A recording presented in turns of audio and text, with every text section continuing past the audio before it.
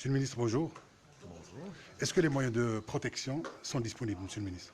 Aujourd'hui, oui. Aujourd'hui, avec les différents, comment dire, les différentes livraisons qu'ont reçues la pharmacie centrale des hôpitaux ces dernières semaines et le pont aérien qui a été mis en place entre la Chine et l'Algérie, des dizaines de millions de masques, de blouses, les gants étaient déjà disponibles en Algérie, les solutions hydroalcooliques.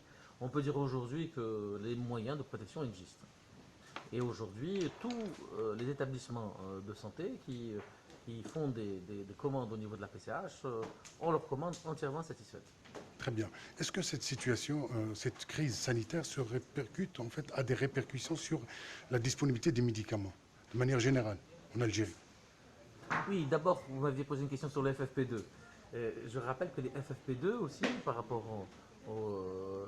sont des masques qu'on utilise d'après les orientations de l'Organisation mondiale de la santé de février 2020 par les personnels de santé qui font des actes invasifs, c'est-à-dire ceux qui font des prélèvements ou qui opèrent sur la sphère ORL ou qui travaillent autour de la bouche comme les chirurgiens dentistes. Donc ce sont ces personnels qui sont dotés des FFP2. Le reste des personnels de santé comme le reste sont équipés de bavettes. Maintenant pour le médicament, les répercussions du Covid, elles sont claires. On peut voir que nombre de pays ont leur unité de production quasiment à l'arrêt. Des pays producteurs importants comme l'Italie, la France ou d'autres pays. Certains d'autres pays comme l'Inde restreignent l'exportation des produits pharmaceutiques et des matières premières pour un certain nombre de produits, ce qui pose des contraintes.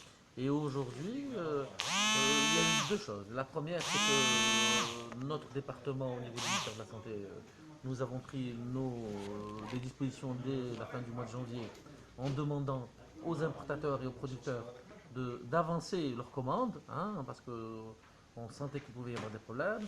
Donc nos producteurs ont constitué normalement des réserves suffisantes pour l'année 2020 pour leurs matières premières. Et les importateurs ont aussi anticipé beaucoup de commandes quand c'était possible. Parce que la problématique de l'importation, c'est que ce sont vous savez, les commandes pour l'Algérie, il y a sur les boîtes des spécifications techniques, la langue, le numéro de la décision d'enregistrement, etc., qui font que ce sont des productions faites pour l'Algérie.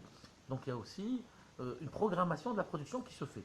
Donc il arrive que pour certains produits, on pourrait éventuellement avoir des ruptures et nous sommes donc très attentifs. À travers les systèmes qu'on a mis au niveau de mon département, on a mis un système de monitoring où on a la déclaration des stocks hebdomadaires de l'ensemble des opérateurs, producteurs ou importateurs, qui nous permet d'avoir de la visibilité. Aujourd'hui, nous faisons attention justement à l'évolution de ces stocks-là. Nous demandons aux laboratoires de nous signaler s'ils ont une problématique de rupture et d'anticiper au maximum avec les moyens actuels, c'est-à-dire les avions cargo, les bateaux, etc. Comment essayer d'anticiper les commandes pour essayer d'éviter les ruptures. Monsieur le ministre, merci beaucoup. Merci à vous.